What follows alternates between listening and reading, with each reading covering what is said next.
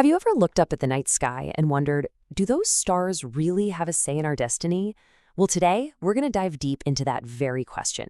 We're exploring the profound world of Vedic astrology, drawing on the incredible wisdom of Master EK to uncover this fascinating link between the cosmos and us.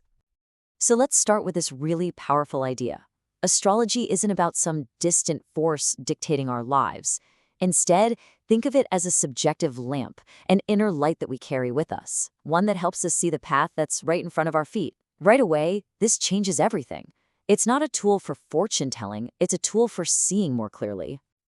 And that brings us right back to the big question, the one people have been asking for ages. Are we just puppets on a cosmic stage? Is our story already written? Or do we actually get to hold the pen? Let's find out. Okay, let's just tackle this whole fate and free will thing head on.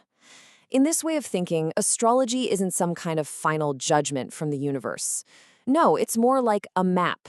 It's a guiding light that's there to help us navigate the huge, sometimes tricky ocean of life. And this beautiful poem here really just captures it perfectly. It's this incredible metaphor for that dance between the things we can't control and the choices that are always, always ours to make. So let's really unpack this because it's so key. On one side, you have the gale. These are the big cosmic laws, the unchangeable winds of fate that we're all sailing in. But on the other side, you've got the sail, and that's us. That's our will, our effort, what the poem calls the act of the soul. And here's the kicker. You can't change the wind, but you are always the captain of your own ship. You always get to decide how to set your sail. This is such a great way to think about the planets in this system. They aren't cosmic cops laying down the law or punishing us. Not at all. They're more like an alphabet, a divine language that helps us read the grander cosmic plan. They're messengers, not dictators. Okay, so if astrology is a language, not a set of commands, then where in the world did this language come from? To really get it, to understand how deep it goes, we have to travel way, way back to its ancient roots. Well, according to the legendary astrologer Chero, the trail for this wisdom leads us straight to the east, specifically to the ancient Hindus. So this grounds the whole practice in this immense historical authority. We're talking about knowledge passed down through thousands of years. And this isn't just some old folklore we're talking about. This wisdom is literally woven into the very fabric of the Vedas, which are the most ancient scriptures in Hinduism. It's not some add-on, it's a core part of the entire spiritual tradition. In fact, Vedic astrology, which is known as Jyotisha, or the science of light, is considered one of the 6 essential keys you need to unlock the Vedas. It's the language used to decode these huge ideas, the cycles of creation, the very nature of time, and the soul's epic journey of unfolding. All right, so this all sounds amazing, but how does it actually work? What's the mechanism that connects the heavens to our everyday lives? The answer lies in this single, absolutely mind-bending principle that holds this entire system together. It's called the law of correspondence. And the idea is actually pretty simple, but it's so profound.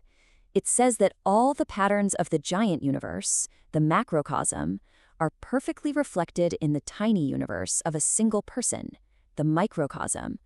You've probably heard the phrase, as above, so below. Well, this is it. Now, let's just pause on this for a second, because this is a huge idea. Just think about what this really means. We are not just living in the universe. The universe is living in us.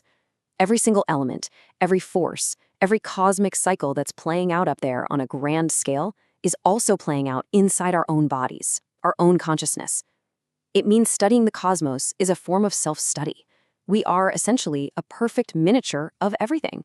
So if we are a perfect reflection of the cosmos, then how do we actually read that reflection? How do we track all its movements and understand its cycles? Well, the answer is to see the heavens as this magnificent, incredibly precise cosmic clock. And get this, the zodiac isn't just a random belt of stars out there. In this view, it's a fundamental principle, like an organizing field that naturally emerges around any planet, including Earth, and it gives structure to both space and time. And right here, you can see that law of correspondence just ticking away. It's beautiful, right? The sun's yearly cycle of 12 months is perfectly mirrored on a bigger scale by Jupiter's 12-year cycle.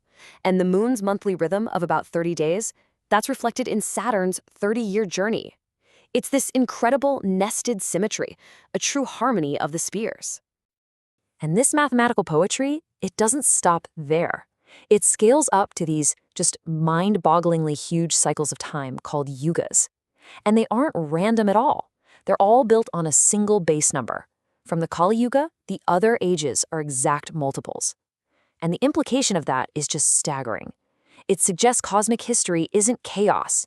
It's an incredibly ordered, rhythmic unfolding of consciousness itself. So, you might be thinking, what's the point of all this? This vast cosmic clockwork? These incredible cycles of time? Why? Well, the answer brings it all right back home, to us. The entire system is seen as this grand design for one ultimate purpose, our own evolution and spiritual growth. Which, of course, brings us to another really important question. If the planets have these influences on us, is that relationship set in stone? Is it fixed? Or can it actually change as we change?